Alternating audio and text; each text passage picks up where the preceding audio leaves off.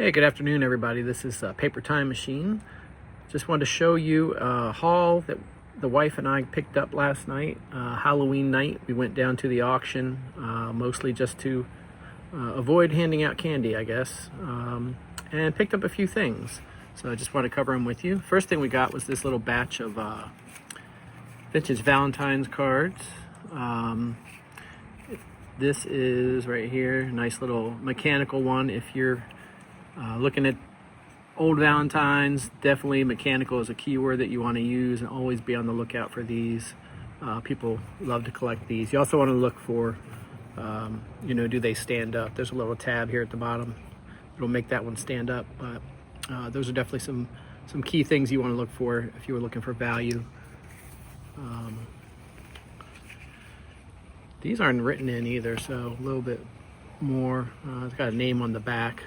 Sometimes I like to add in the names into the title listings. A lot of times people will search for their last names to find out what comes up. This is a nice one. I like the artwork on that.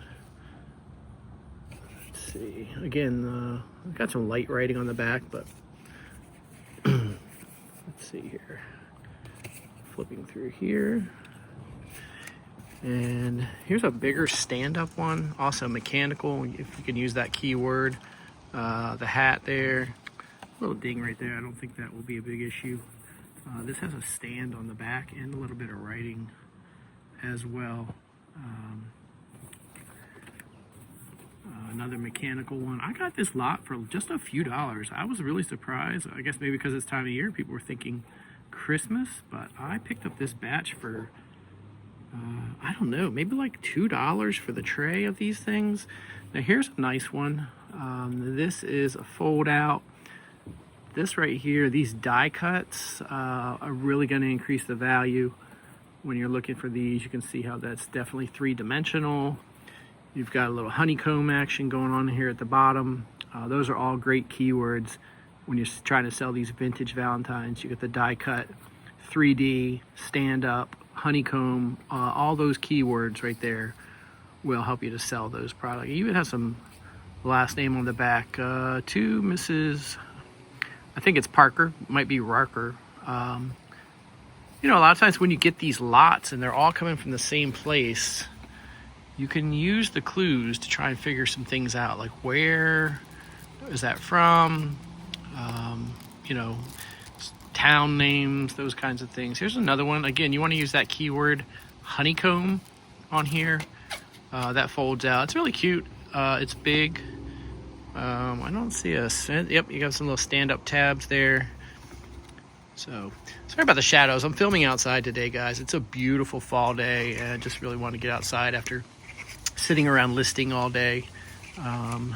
Next thing, we picked up a little tray of old matchbook covers. These look like they were from the 50s, which is why I grabbed them. These right here are all cigarette ones. I bunched those all up together in a lot. I think I paid like $2 for this stack. I've got a few more over here. Let me grab these. Now these I'll sell individually. Just flip through them real quick. Like here's a coffee one. Now, like this one right here, Fort Harrison Hotel in Galveston, Texas. You want to make sure you're using the keywords, the town names. Just think about by yourself. However you would shop, that's probably how other people are shopping. They're looking for things that are from their area. They might not necessarily be looking for the Fort Harrison Hotel, but they're definitely looking for things maybe from Galveston, Texas, if you're from Galveston or you're from Texas. Maybe use that keyword advertising.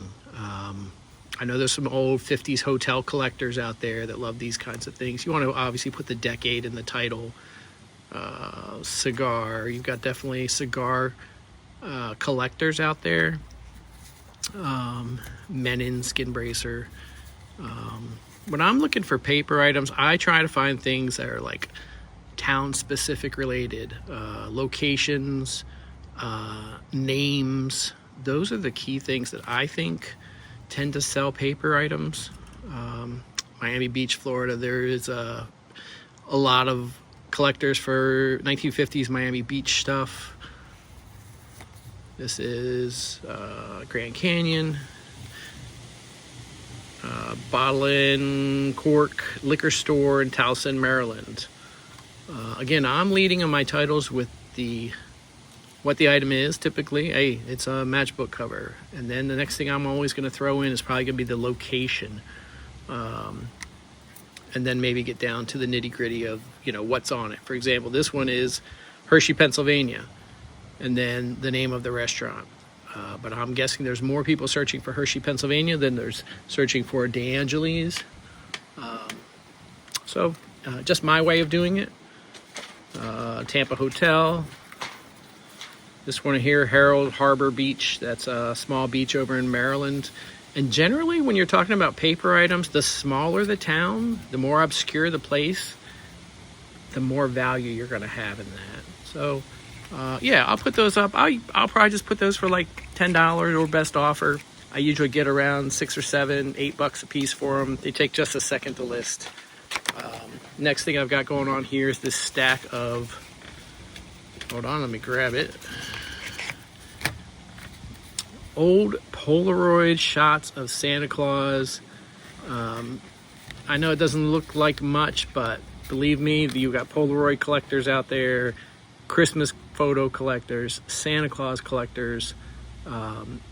Everything you could want is in these pictures right here. And I've just listed the whole stack individually. Creepy mall Santa Claus. Probably some keywords I would use. Instant photo. I don't think you can use Polaroid. I got a Vero on that one time, so I just say instant photo. You definitely want to mention color. Try and determine the age. If you can determine it's like 80s or 90s, definitely put that in the title. I'm thinking the clothing on these is probably like late 80s, early 90s, so that's what I put in the title. Always use your keyword specifics also. So there. And then the last thing I picked up, honestly, and if you watch my other two videos, I'm just learning on this, but I picked up a tray of these marbles here for almost nothing. I was surprised nobody else was bidding, but it was Halloween and there were less people there.